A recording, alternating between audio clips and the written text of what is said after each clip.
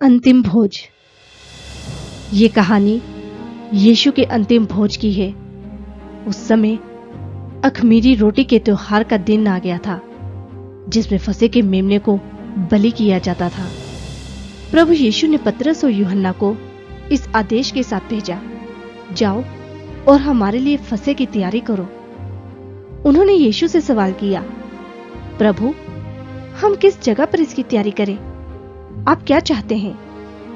यीशु ने उन्हें उत्तर दिया, नगर में प्रवेश करते ही तुम्हें एक आदमी पानी का घड़ा ले जाता हुआ मिलेगा।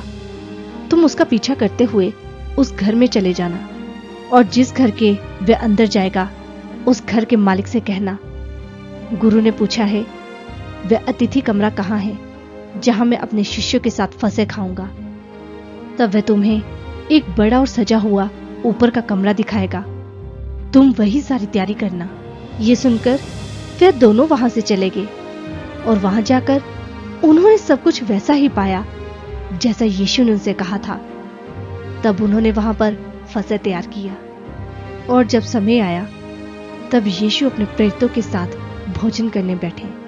और यीशु ने प्रेरितों से कहा, मेरी बड़ी इच्छा थी कि मैं अपने दुख भोगने से पहले ये फसह तुम्हारे साथ खाऊं, क्योंकि ये सच है कि मैं इसे दोबारा तब तक न खाऊंगा जब तक ये परमेश्वर के राज्य में पूरा न हो। भोज के समय यीशु ने ये भली भांति जानते हुए कि पिता ने सब कुछ उनके हाथ में कर दिया है, और ये भी कि वे परमेश्वर की ओर से आए हैं और परमेश्वर के पास लौट रहे हैं, तब उन्होंने रोटी ली, धन्यवाद देते हुए उसे तोड़ा और शिष्यों को ये कहते हुए उन्हें ये दी कि ये मेरा शरीर है जो तुम्हारे लिए दिया जा रहा है। मेरी याद में तुम ऐसा ही किया करना। और इसी तरह इसके बाद यीशु ने प्याला उठाया और शिष्यों से कहा, यह प्याला मेरे लहू में जो तुम्हारे लिए बहाया जा रहा है नई वाचा है। पर देखो, जो मुझे पकड़वाएगा वो हमारे साथ इसी भोज में शामिल है। जैसा मेरे साथ होना है उसके मुताबिक तो होगा ही, मगर अफसोस उस पर है जो मेरे साथ विश्वासघात करेगा। तब यूहन्ना ने यीशु से पूछा, प्रभु, वह कौन है? यीशु ने उसे उत्तर दिया, जिसे मैं ये रोटी डुबोकर दूंगा वो। तब यीशु ने रोटी डुबोकर शिमोन के बेटे यहूदा इस्करियोती को दे दी। तब यीशु ने उससे कहा, तुम्हें जो कुछ करना है जल्दी करो। तब भोजन पर बैठे किसी भी शिष्य को यह मालूम ना हो पाया कि यीशु ने ये किसके बारे में कहा था, इसलिए यहूदा जल्दी से बाहर चला गया। वह रात का समय था। तब यीशु ने शिष्यों से कहा, मैं बस थोड़ी ही देर तुम्हारे साथ हूं, उसके बाद तुम मुझे ढूंढोगे, और जैसा मैंने यहूदियों से कहा वैसा ही मैं तुमसे भी कहता हूं, जहां मैं जा रहा हूं वहां तुम नहीं आ सकते।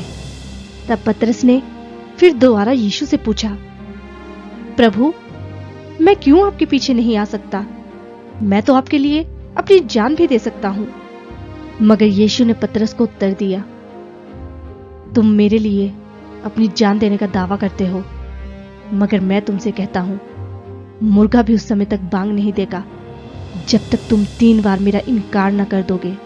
मगर शिमोन, मैंने तुम्हारे लिए प्रार्थना की है कि तुम्हारे विश्वास की कमी ना हो। जब तुम पहले जैसी स्थिति में लौट आओगे तब अपने भाइयों को विश्वास में और मजबूत करना। ये मेरी आज्ञा है कि तुम एक दूसरे से उसी तरह प्रेम करो जिस तरह मैंने तुमसे किया है। इससे बड़ा प्रेम और कोई नहीं कि कोई अपने दोस्तों के लिए अपना प्राण दे दे।